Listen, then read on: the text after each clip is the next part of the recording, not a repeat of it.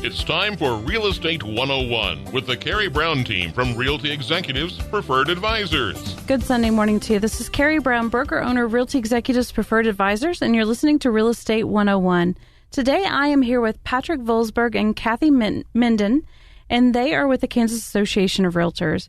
Patrick, what is your role with the Kansas Association of Realtors? Well, I'm the Vice President of Governmental Affairs for the Kansas Association of Realtors, and pretty much this time of the year, I serve as the association's State House lobbyist. So I'm up at the State House here in Topeka every day and spend my time testifying on various pieces of legislation and interacting with our state's lawmakers on behalf of realtors, homeowners, and property owners. Most people don't realize why that is so important. So let's just let's do some education there. So what would you say are the big issues that we're facing right now?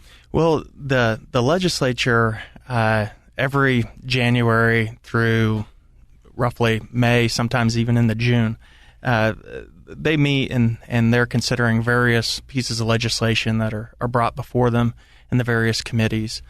These are introduced by various interest groups on behalf of membership organizations such as ours, constituents, and even some lawmakers may introduce legislation that is a specific interest to them.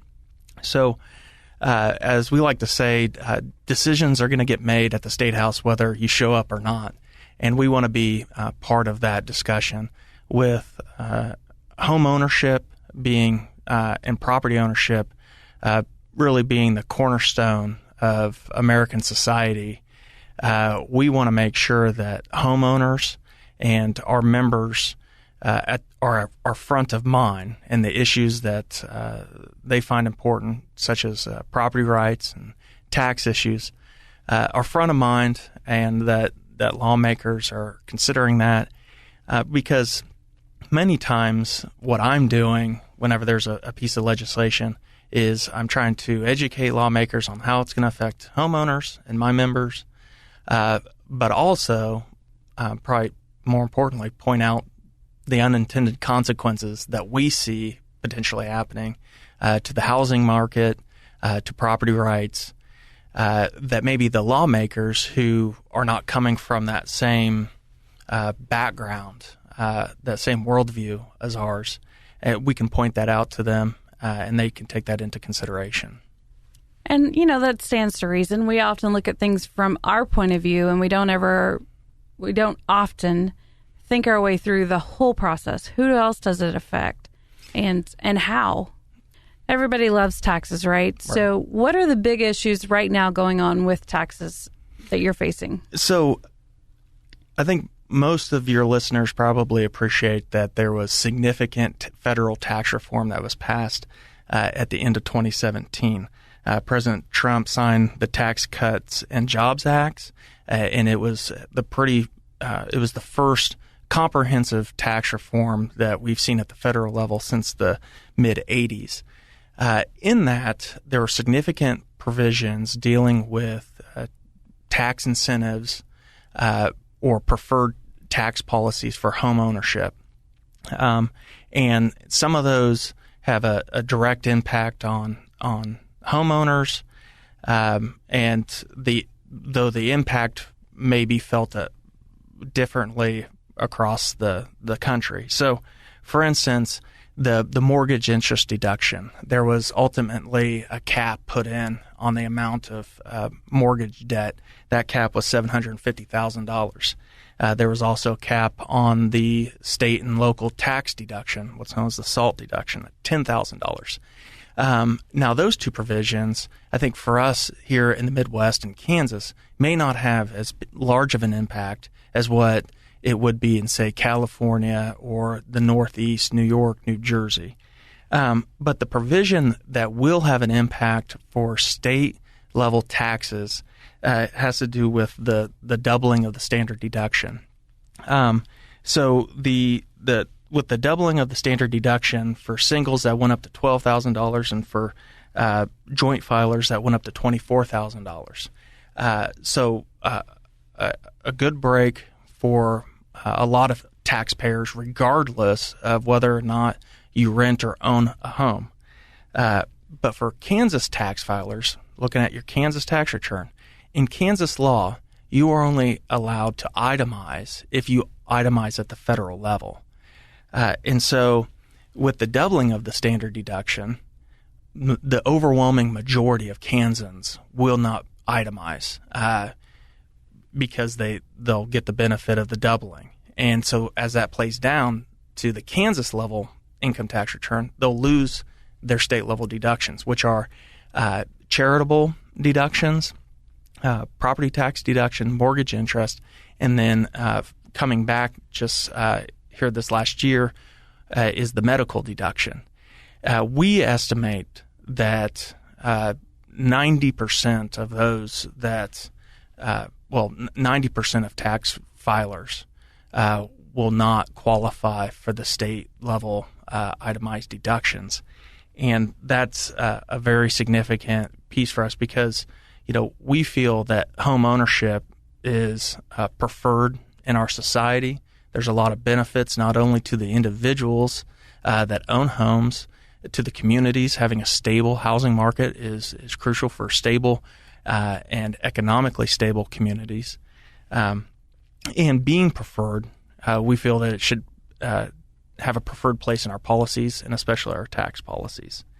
So back to the Kansas law that says you can only itemize in Kansas if you itemize federally. What we want to do is change that law and say, regardless of whether or not you itemize federally, you can still take these state level itemized deductions.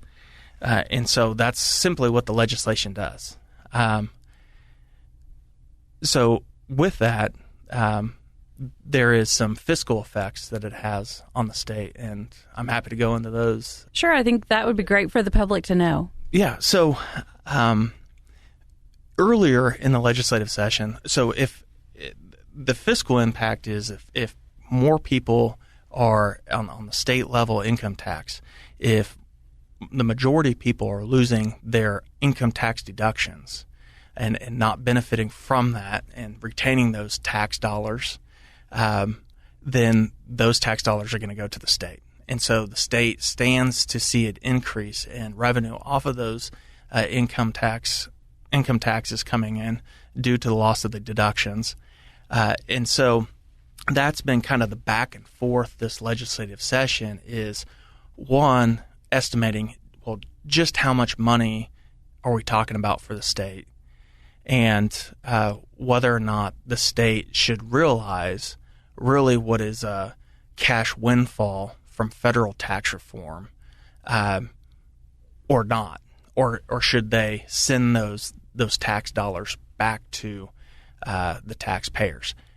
We feel that federal tax reform, for all of its purposes, was really supposed to be a tax cut for most Americans. And it wasn't intended to just simply be a tax shift down to the state.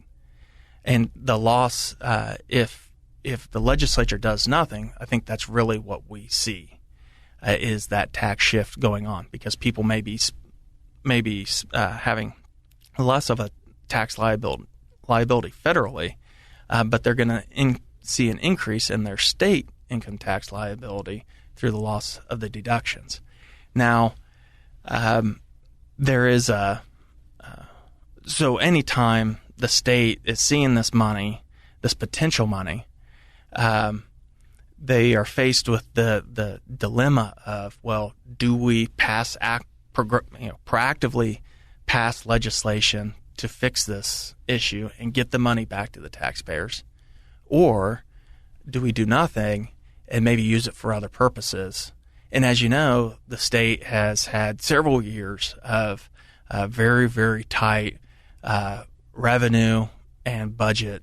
The situation's been very tight as far as the budget goes. And last year passed significant income tax increases after years of lowering income tax. They passed significant income tax increases last year to get the state's fiscal situation to improve. Now, if they do nothing and don't allow Kansans to itemize regardless of federal filing, this is an additional income tax increase on Kansas homeowners. And it's really a hidden income tax increase because the legislature isn't going to vote for this tax increase. They can just realize the increased revenue through doing nothing. And so what we're telling lawmakers is this is an income tax increase if you don't do anything. It's a hidden income tax increase. And if you're going to have that sort of discussion on tax policy, it needs to be out and open, and the public needs to be aware that it's coming. And part of the reason why we're so happy to be here today is to let your listeners know that this is an issue that's out there. And for those that enjoy the tax relief of the Kansas itemized deductions, they're very much at risk right now if we don't see legislation passed this session. And, I don't think that there's probably a whole lot of, when it comes to taxes, people kind of glaze over, They just don't see the relevance, or they think, well, I don't have a say in it. As Kansas homeowners or patrons or residents anyway, you really need to know what's impacting you because this is a big deal. Yeah. I think a lot of taxpayers, myself maybe included, don't necessarily think of my potential tax liability until I'm sitting there across the table from my tax preparer, and crossing my fingers. Yeah. Crossing my fingers and hoping it turns out good. But for those Kansans that have grown accustomed to itemizing at the federal level and at the state level, and have adjusted their withholdings or have the expectation that, I know I'm going to owe this much at the end of the year, or I'm expecting this amount of a refund, the loss of all of these deductions could result in a difference, $300 to $600, for the average taxpayer. So it could be something, and and that amount, $300, $400, $500, $600, a difference in tax liability. I don't know if there's a homeowner around that, if asked, hey, what would you do with this extra $500? Do you have any projects? Would you replace the refrigerator or put new tires on the car? Tackle one of these projects or do whatever. Or just leave it with the state. Right. Or do you want to just leave it at the state? And in all those things, again, kind of going back to home ownership and being an economic driver, those are all things that are providing dollars back into the economy. And homeowners definitely are, they invest a lot, not only in the real estate, but then they spend a lot of dollars maintaining that investment through the purchase of goods and services that are all positive indicators or have positive impact on the state's economy. So where is this and of course I have a hard time saying this word, where is the legislation at in the legislative process? Yeah, it's always a kind of a tongue tie there. So this bill has been in a couple different pieces of legislation, actually in bill form, and there have been hearings on both the House and Senate Tax Committee. So there's three bills, and I'll just kind of talk to the issue generally, because at this time in the legislative session, you see contents of bills kind of change into different bill numbers. Bills are amended into other bills and such, which is kind of just par for the course this time of the legislative session. So this legislation recently passed in a tax package out of the Kansas Senate, and it was a bundle of tax policies in Senate substitute for House Bill 2228. Anyways, it passed, and this provision, in kind of a unique procedural way, the Senate, when they took it up, they divided the bill up and took each piece individually. And on the portion of the bill that passed or deals with itemized deductions and allowing Kansans to itemize regardless of their federal itemizer standard deduction selection. That piece passed the Senate overwhelmingly in the bill, and then the underlying bill also passed. So right now, the legislation is kind of in the House of Representatives court. The Senate has passed their version. They have a strong position on it. So right now, there's a couple different ways in which this could get forward. Likely, probably one of the more common ways is for this bill to go to a conference committee where House and Senate negotiators will get together, talk about the bill, and try to come up with a compromise, and then that compromise would need to run on both the House and Senate floor. There is another option because the House Tax Committee had this bill, and they passed it out of committee favorably, and it's sitting on the House General Orders. It hasn't been scheduled for a debate yet. But they could also bring up their version, which is just this piece of legislation and not the bundle of other tax policies that the Senate kicked out. So there is a possibility that they could schedule their own bill for a debate.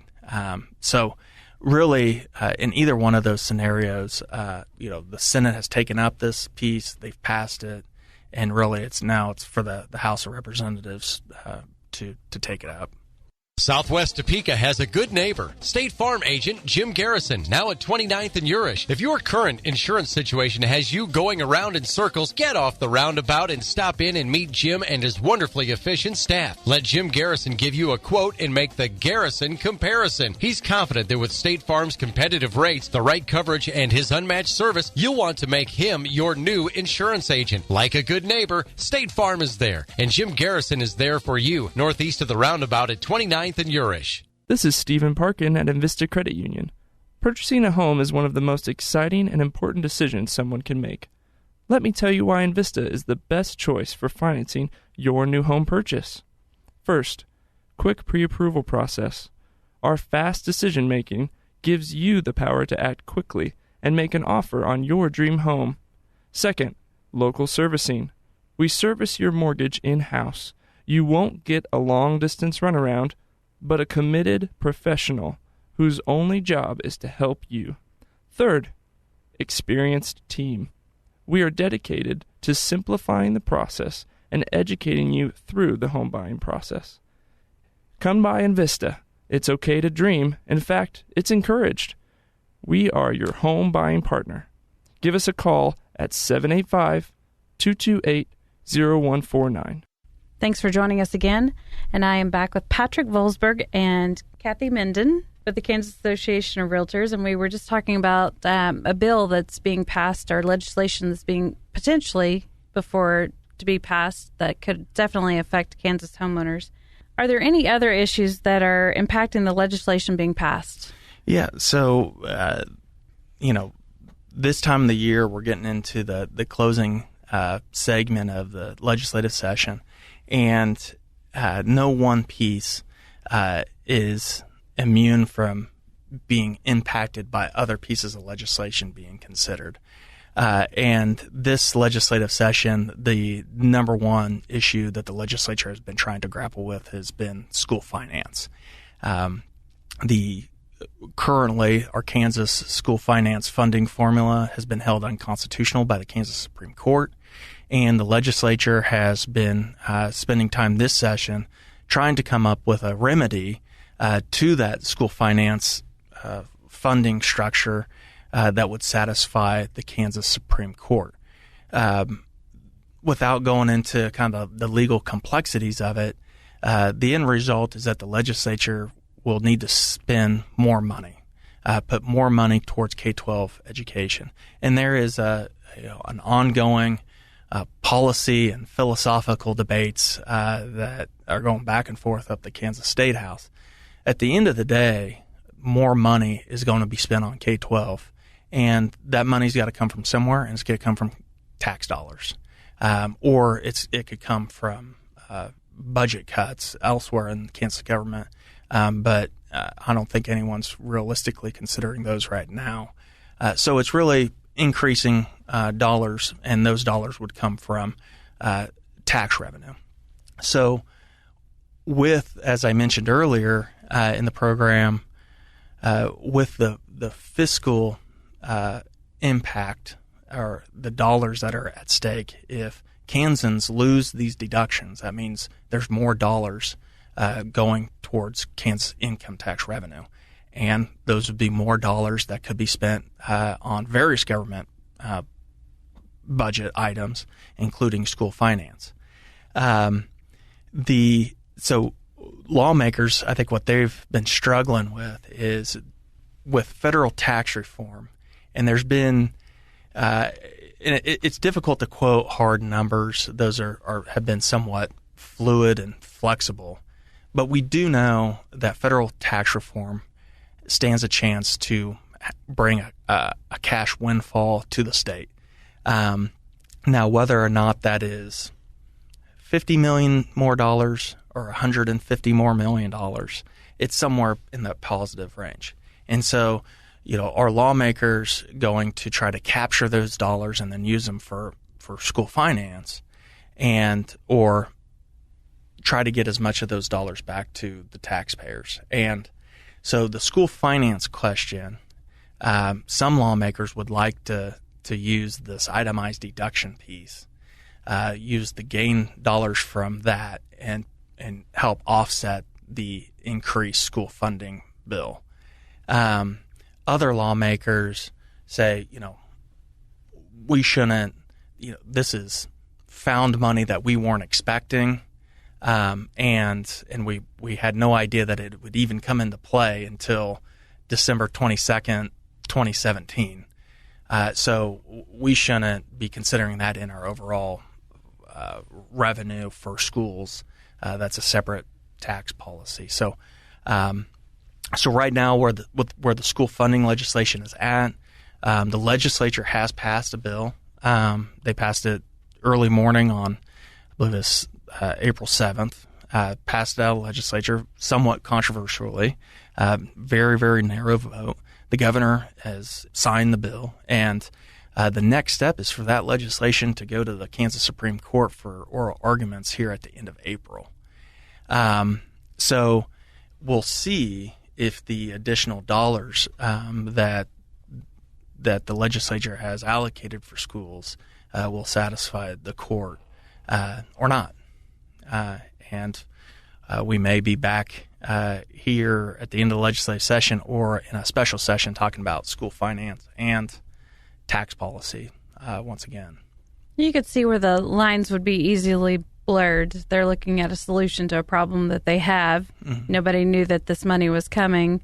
So maybe if we just kind of sweep that under, nobody's really going to know, and we've solved our problem. Correct. Yeah. And really, I think that's what, what we've been doing up at the State House is, throwing up the flag and saying, hold on now, this, you're not going to get, past this quietly. We're going to raise the point that if you want to use this money, it is an income tax increase, and your constituents are going to know that. And maybe at the end of the day, they say, okay, fine. But they at least need to be informed that part of the dollars that will go to K-12 education, a portion of that is going to come from the loss of deductions. And what we're saying is, these deductions, there are strong legislative intent over the years that these deductions, this tax relief, be provided to Kansas homeowners. The legislature has had opportunity after opportunity to repeal these deductions. They have given haircuts to them, and they have put them on a path to restoration. It has been over the past 6 years that these have been discussed. And time again, Kansas legislators have always said, we're going to preserve these deductions for homeowners. And now is not the time, I think, to erode years of legislative intent just by quietly doing nothing. Anyways, we're raising the issue up the State House. That's part of our role of being actively engaged, and again, why we're so happy to be a part of this program, so your listeners are aware that this is coming, and they don't wake up in April of 2018 when they're getting ready to file their taxes and say, wait a second, what about my state deductions? Why can't I use those? And then they come to the realization that they can't because they don't itemize federally. So, Kathy, why are realtors involved in this bill? Well, first of all, Carrie, thank you for having Patrick and I here. This is very, very important to all homeowners across the state of Kansas. We as realtors believe that private property ownership of real property is the fundamental foundation of our nation's free enterprise system. Particularly, home ownership is the cornerstone of the American dream and deserves a preferred place in our system of values. It contributes to community responsibility, business, civic, and economic stability, family security, and quality of life. We as realtors believe that every family deserves the right to be a property owner. Our members are committed to help every single person, if they're interested, to realize the American dream of home ownership. It's because of these beliefs that realtors strongly support the policies that Patrick has talked about that prioritize private property ownership rights. Private property ownership rights, specifically home ownership rights, deserves a preferred place in our Kansas tax policy. The mortgage interest deduction and the property tax deduction recognize that this is a preferred place, and that it is why the Kansas Association of Realtors is pursuing to preserve these deductions. Very, very important. And what can our listeners do? First of all, if you're a homeowner, contact your state legislators. Attend local legislative meetings, coffees, town hall meetings, and tell your legislators locally to preserve these tax deductions. Most of the time, legislators will listen to their constituents, so be involved. If you're unsure about who your legislator is or how to contact them, you can always go to the kansaslegislature.org website. That's KSLEGISTATURE.org, and their contact information will be there. If you're a realtor out there listening to this, be involved in your own communities. Talk to your legislators. Be involved with the coffees and the town meetings. And most importantly, whether you are a homeowner or a realtor, please go out and vote. If you're a realtor, invest in RPAC. RPAC is the Realtor Political Action Committee.